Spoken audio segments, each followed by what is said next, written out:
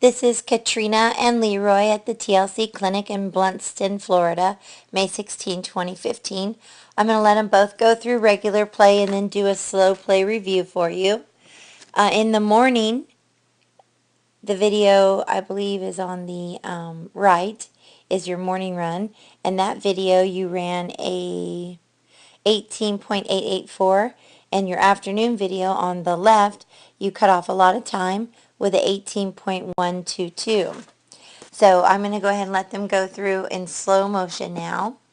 And the biggest thing I found with you and Leroy when I got on him, he needs to work on fluidity, and then you need to work on your hands more. So I'm going to back this video up to let the other one catch up with you. And then I'm going to put it in slow motion. And then I'm going to zoom in on both of these. And I want you to see what I see. Whoops.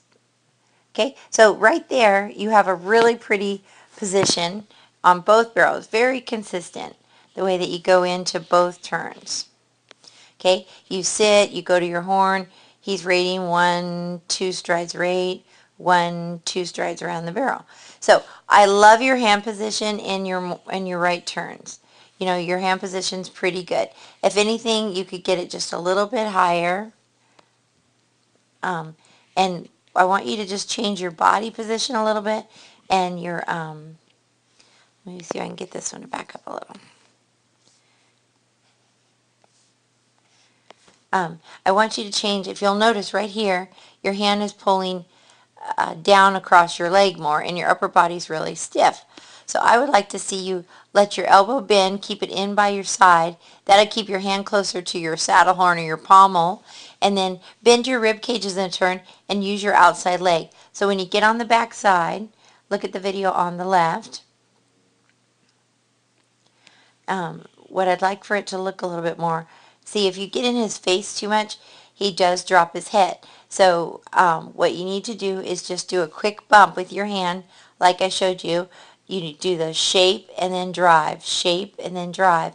And that will help him not bunch up and get more fluid, because that's definitely his weakness, is being way too stiff and way too, you know, just not being fluid because of the fact that he's not used to you letting go of the pressure. You keep a lot of pressure on your rein, and neck reining is not a good thing for him either, and sitting forward is not a good thing.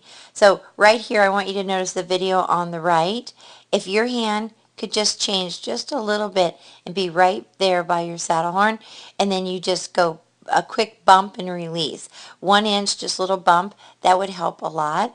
And then your upper body is very upright and stiff. I'd like to see you soften your rib cage, and that will help him come around his turns as well.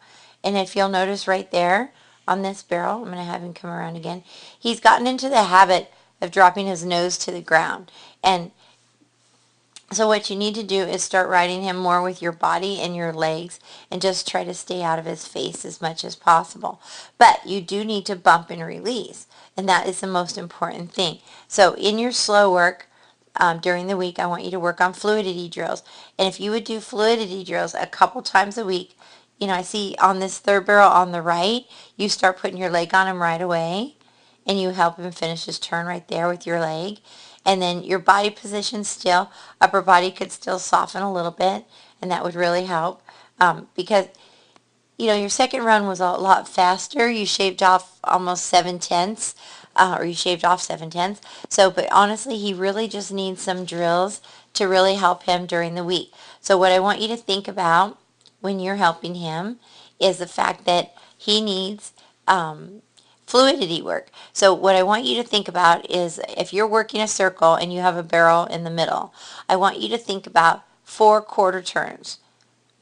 And each quarter turn, I want you to use your pinky and calf and shape him to where you feel his nose tip in, his shoulder and rib tip out. But then I want you to release him and let him put your rein forward and drive him with your feet to this next spot. Shape and release him. Reins forward, drive with your feet, and then shape and release again. Reins forward, drive with your feet, shape and release, and continue to do that at a walk, trot, and canter in circles. And you can do it various speeds, but just keep working on fluidity. You can go back out, extended, and then come back in collected like spirals. And as you're getting down smaller, just keep your hands softer and just keep shaping and releasing, and do not hold. Also get where you soften your upper body and your rib cage. That'll help. So lower hands and use pinky pressure. Do not use four fingers. Just use pinky pressure. That will help a lot as well. And if you continue to do that, that would be much better for your horse. And you'll see some huge improvements if you do that for just a couple of weeks. And it will show up in your run and become more fluid. It will also help you if you go ahead and practice the true turns exercise we did, because that will help you as well with being more correct with your horse. If you come around and work each barrel and head it back out and work each barrel, it'll help you get more correct as well. So thank you again for hosting the clinic and having us out. I hope you got a lot out of it as far as things you can work on during the week and also in competition to improve your run. Thank you.